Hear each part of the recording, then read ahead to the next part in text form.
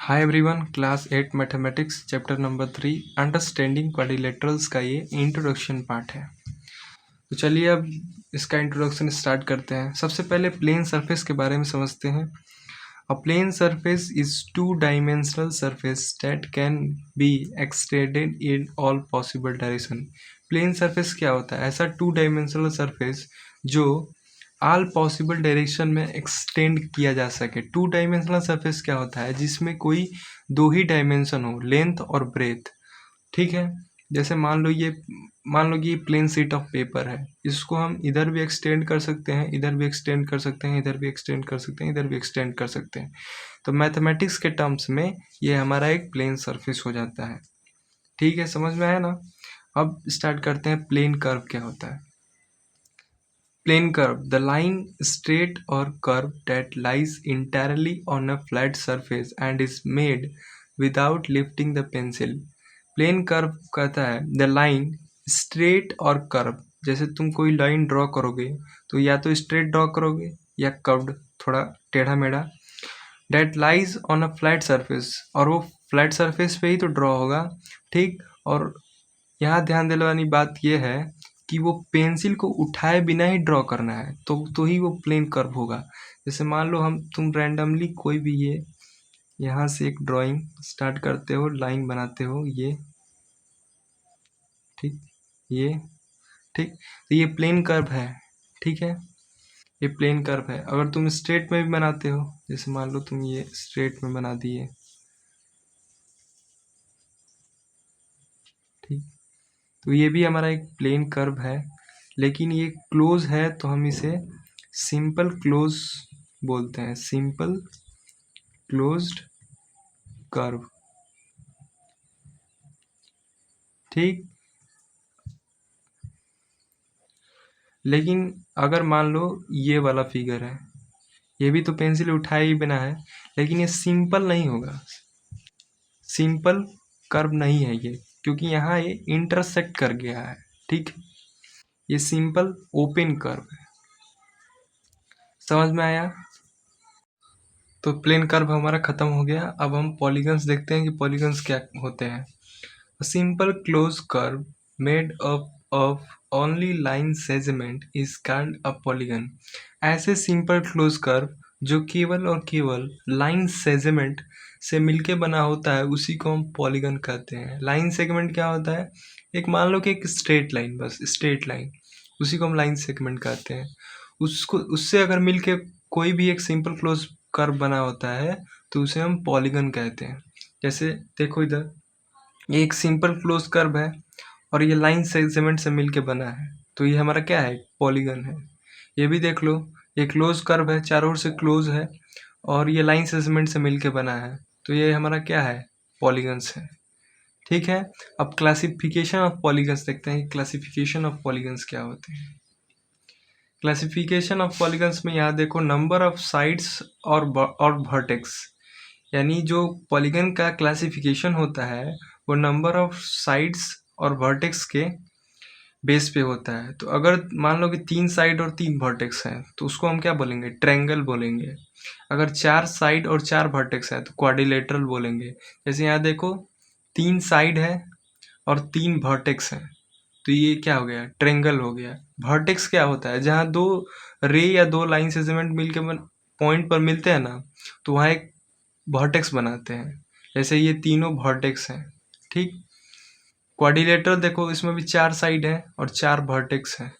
वैसे ही देखो, अगर 5 साइड है तो पेंटागन बोलेंगे, अगर 6 साइड और 6 वर्टेक्स है तो हेक्सागोन, 7 साइड और 7 वर्टेक्स हैं तो हेप्टागोन, 8 साइड और 8 वर्टेक्स हैं तो ऑक्टागोन, और 9 साइड और 9 वर्टेक्स हैं तो नोनागोन, और 10 साइड और 10 वर्टेक्स हैं तो डेकागोन। ठीक है, अब देखो क्लासिफिकेशन ऑफ पॉलीगन्स में ये डायगोनल्स भी आता है। तो डायगोनल्स क्या होता है? A diagonal is a line segment connecting two non consecutive vertex of a polygon. पहले ये समझो कि कॉन्जिक्यूटिव और नॉन कॉन्जिक्यूटिव क्या होता है। देखो, ये दोनों वर्टेक्स है ना, ये वर्टेक्स और ये वर्टेक्स, ये दोनों कॉन्जिक्यूटिव है क्योंकि ये अगल बगल है। ठीक है, और ये दोनों जो है ना नॉन कॉन्जिक्यूटिव है, क्योंकि अगर तुम्हें यहाँ पहुँचना है यहाँ से तो पहले इस पे जाना होगा तब इस पे जाना होगा। ये आमने सामने वाले हैं तो इसको हम नॉन कॉन्जिक्यूटिव बोलते हैं। अगर कॉन्जिक्यूटिव बोलेगा तो हमेशा अगल बगल वाला। ठीक है, तो डायगोनल क्या है? एक लाइन सेगमेंट है जो दो नॉन कॉन्जिक्यूटिव वर्टेक्स को एक साथ मिलाता है पॉलीगन में, उसी को हम डायगोनल बोलते हैं। ठीक है, तो डायगोनल समझ में आ गया। वैसे ही देखो कि अब कॉन्वेक्स पॉलीगन्स क्या होते हैं। A convex polygon is a closed figure where all its interior angle are less than 180 degree. जैसे कह रहा है कि एक कन्वेक्स पॉलीगन वो क्लोज फिगर है जिसमें सारा interior angle less than 180 degree का होगा। मतलब उसका एक भी एंगल जो होगा ना 180 से बड़ा नहीं होगा, हमेशा छोटा ही होगा। जैसे इस फिगर में देखो, यहाँ भी 180 से छोटा ही है, 180 से यहाँ भी छोटा है, यहाँ भी छोटा है, यहाँ भी छोटा है। क्योंकि 180 जो बनता है ना एंगल, वो हमेशा एक स्ट्रेट लाइन पे बनता है। तो स्ट्रेट लाइन तो कहीं ये दिख नहीं रहा है, सब उससे छोटा ही है, सब एक्यूट एंगल है। ठीक, तो ये कन्वेक्स पॉलीगन है। ये भी मान लो एक रेक्टेंगल है, तो रेक्टेंगल का हर एक जो एंगल होता है ना वो 90 डिग्री होता है। तो 180 से तो छोटा ही है ना, तो वो कन्वेक्स पॉलीगन में आ जाएगा। ठीक है, अब देखो कनकेव पॉलीगन क्या कहते हैं। कनकेव पॉलीगन में a polygon that has at least one interior angle greater than 180 degree. Convex polygon का ठीक उल्टा। ए पॉलीगन, एक पॉलीगन में अगर कोई भी एक इंटीरियर एंगल 180 डिग्री से बड़ा हो गया ना तो वो कनकेव पॉलीगन कैटेगरी में आता है। जैसे यहाँ पे देखो, ये एक स्ट्रेट लाइन है तो यहाँ 180 डिग्री बनेगा ना, और फिर भी यहाँ एंगल एक ज़्यादा है, इतना एंगल ज़्यादा है, तो ये पूरा एंगल 180 से ज़्यादा है। तो एक एंगल इसमें 180 से ज़्यादा हो गया तो ये कनकेव पॉलीगन में आ गया। ठीक, यहाँ भी देखो कि ये एंगल, ये सब तो एक्यूट एंगल है, 180 से डिग्री से छोटे हैं। ठीक है, लेकिन ये वाला एक एंगल 180 से बड़ा हो गया तो ये कनकेव पॉलीगन में आ गया। ठीक है, कन्वेक्स कॉनकेव पॉलीगन तो हो गया। अब देखो रेगुलर पॉलीगन क्या होता है। A polygon where all side are equal in length and all interior angles are equal in major.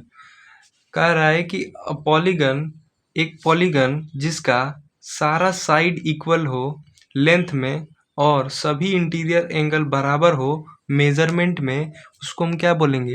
Regular polygon. जैसा कि हम जानते हैं कि इक्विलेटरल ट्रायंगल जो होता है उसमें तीनों साइड जो होते हैं ना बराबर होते हैं, और तीनों एंगल जो होते हैं ना वो भी बराबर होते हैं। कितने डिग्री के होते हैं? 60 डिग्री के होते हैं।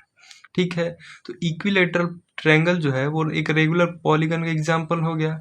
स्क्वायर भी देख लो, स्क्वायर में सारा साइड बराबर होता है और सारे एंगल भी 90 डिग्री के होते हैं, यानी सारे एंगल भी बराबर। तो ये भी एक रेगुलर पॉलीगन में आ गया। ठीक, अब इरेगुलर पॉलीगन देखो। A polygon where all side and interior angle are not equal. ठीक, रेगुलर पॉलीगन का उल्टा।